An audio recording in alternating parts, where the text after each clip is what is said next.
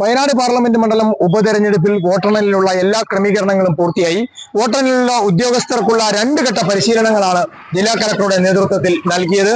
കഴിഞ്ഞ ദിവസങ്ങളിലെല്ലാം പരിശീലനം ഉണ്ടായിരുന്നു. ഇവിടെ SKMJ സ്കൂളിലാണ് വയനാട് ജില്ലയിലെ 3 നിയോജക മണ്ഡലത്തിലെയും പോളിംഗ് ബൂത്തുകളിൽ നിന്നുള്ള വോട്ടിംഗ് മെഷീനുകൾ എണ്ണുക, കൃത്യമായ വിവരം റിസൾട്ട് എത്തിക്കുന്നതിന് വേണ്ടി ഓൺലൈൻ സംവിധാനങ്ങൾ, ക്രമീകരണങ്ങൾ എല്ലാം ചിട്ടപ്പെടുത്തിയിട്ടുണ്ട്.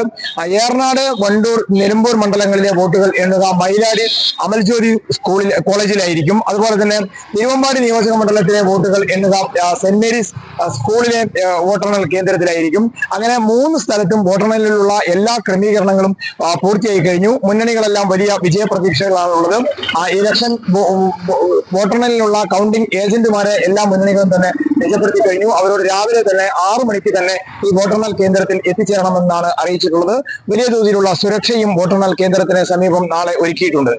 വയനാട് വിഷൻ വാർത്തകളും വിശേഷങ്ങളും അറിയാൻ തത്സമയ ദൃശ്യങ്ങൾ കാണാൻ വയനാട് വിഷൻ ഫേസ്ബുക്ക് ഫോളോ ചെയ്യുക. Wayanad vision YouTube channel subscribe ചെയ്യുക.